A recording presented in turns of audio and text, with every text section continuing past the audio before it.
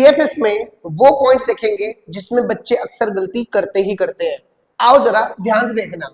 Interest paid financial company के लिए ये ऑपरेटिंग एक्टिविटी होगी और नॉन फाइनेंशियल कंपनी के लिए ये फाइनेंसिंग एक्टिविटी होगी। ऐसा क्यों सर? आपने तो एकदम शुरू कर दिया बताना। पहले ये तो बताओ फाइनेंसिंग कंपनी और नॉन फाइनेंशियल कंपनी क्या होती है। फाइनेंशियल कंपनी का मतलब होता है जिसका काम ही क्या होता है फाइनेंस में डील करना, जैसे कमर्शियल बैंक्स हो गए, ठीक है ना, म्यूचुअल फंड कंपनीज हो गई एक्सेट्रा, ठीक है। तो अब मेरी बात सुनो, इंटरेस्ट पे कर रहा है कोई बैंक, जब इंटरेस्ट पे करेगा उसका तो काम है, तो कौन सी एक्टिविटी होगी? ऑपरेटिंग।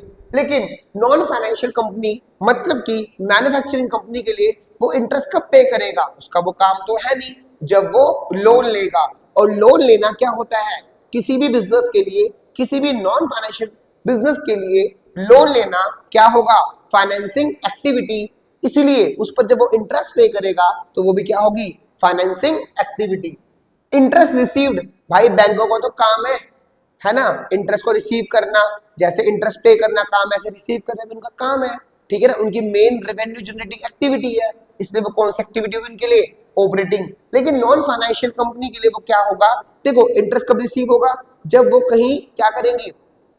बैंक डिपॉजिट्स करेंगे, है ना, तब वो इंटरेस्ट क्या करेंगे? रिसीव करेंगे। लेकिन वो उनका काम नहीं है। तो क्योंकि डिपॉजिट्स करना कौन सी एक्टिविटी का पार्ट है? इन्वेस्टिंग का, इसलिए वहां पर जो उस पर इंटरेस्ट रिसीव होगा वो भी क्या होगा?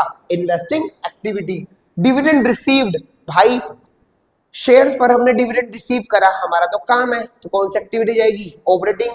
लेकिन नॉन फाइनेंशियल कंपनी के लिए कौन सी होगी? इन्वेस्टिंग। क्यों? क्योंकि इस कंपनी ने किसी दूसरी कंपनी के शेयर्स पर पैसा इन्वेस्ट किया है, तो उसके लिए वो इन्वेस्टिंग एक्टिविटी है, इसलिए अगर वो डिविडेंड रिसीव करते हैं तो वो भी इन्वेस्टिंग एक्टिविटी ही होगी। अगला डिविडेंड पेड, ध्यान रखना बहुत इंपॉर्टेंट है, चाहे फाइनेंशियल कंपनी हो चाहे वो नॉन फाइनेंशियल कंपनी हो, डिविडेंड पेड दोनों के लिए फाइनेंसिंग एक्टिविटी का पार्ट बनेगा। क्यों सर? देखो जब आपको बिजनेस स्टार्ट करना है, धंधा स्टार्ट करना है, तो भाई कैपिटल तो कंट्रीब्यूट करोगे ना, तो कैपिटल कंट्रीब्यूशन किस एक्टिविटी का पार्ट होगा? फाइनेंसिंग एक्टिविटी का। दैट्स व्हाई उस पर डिविडेंड पे करना भी किसका पार्ट होगा? फाइनेंसिंग एक्टिविटी का। Cash and cash equivalents to cash and cash equivalents no flow, समझ में नहीं आया? ध्यान रखना, कुछ एग्जांपल्स है। अगर हम परचेस करते हैं मार्केटेबल सिक्योरिटीज, कैश डिपॉजिट करते हैं बैंक में, तो इसको हम फ्लो ट्रीट नहीं करते, तो वहां पर लिखना नो फ्लो। अब sir cash and cash equivalent क्या है? जैसे cash and bank balance, short term investment, current investment, cheques and drafts, marketable securities. तो अगर मैं इस जेब का पैसा दूसरे जेब में डालता हूं तो कोई फ्लो होगा? नहीं सर, कोई भी फ्लो नहीं होगा। तो ध्यान रखना, अगर हम cash equivalent to cash equivalent में चल रहे हैं तो वहां पर कोई फ्लो कंसीडर नहीं होगा। एक और चीज, बहुत इंपॉर्टेंट चीज है, डिबेंचर का इंटरेस्ट, ठीक है। आओ जरा एग्जांपल के तौर पर 9% डिबेंचर हमने इशू करे हुए हैं, पहले 2 लाख रुपए के, और फिर हमने 1 लाख के और इशू करे, उसकी वैल्यू हो गई 3 लाख रुपए। अब इंटरेस्ट कैसे देना है? मैंने यहां पर 3 केस बनाए हैं, जरा ध्यान से देखना। Additional debenture were issued on 1/4/23, मतलब पहले 2 लाख से कितने हो गए? 3 लाख। तो जो हमने 1 लाख रुपए के एक्स्ट्रा डिबेंचर इशू करे वो 1 अप्रैल 23 में इशू करे। अब मेरी बात सुनो, मेरे ऊपर 2 लाख का कर्जा था, 1 लाख का मैंने साल की स्टार्टिंग में और ले लिया, तो मुझे कितना ब्याज पे करना है? 3 लाख पर ब्याज पे करना है। आओ जरा, तो इंटरेस्ट ऑन डिबेंचर्स कितना हो जाएगा? 3 लाख का 9%, कितना? 27,000। और ये ऑपरेटिंग में क्या करेंगे? प्लस, और फाइनेंसिंग में क्या करेंगे? माइनस। ध्यान रखना इस चीज को। केस नंबर 2, हमने एडिशनल डिबेंचर इशू करे 30 सितंबर 2023, मतलब मिड ऑफ द ईयर, तो वहां पर 6 महीने का ब्याज लगेगा 2 लाख रुपए में, और अगले 6 महीने का ब्याज लगेगा 3 लाख रुपए।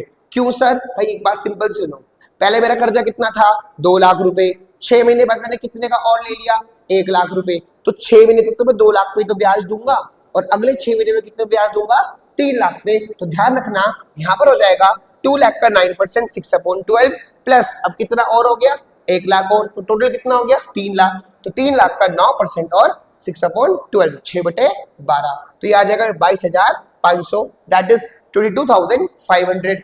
और एक और लास्ट केस बनाया मैंने यहाँ पर कि एडिशनल डिबेंचर को इशू करा हमने 31 मार्च 2024 को, मतलब साल की एंड में, यार मैंने आज ही तो कर्जा लिया, क्या मैं आज ही ब्याज पे करूंगा एक्स्ट्रा कर्जे पे? नहीं सर, तो आप पुराने कर्जे पर तो इंटरेस्ट पे करोगे। तो ध्यान रखना यहाँ पर क्या होगा, 2 लाख का 9%, कितना?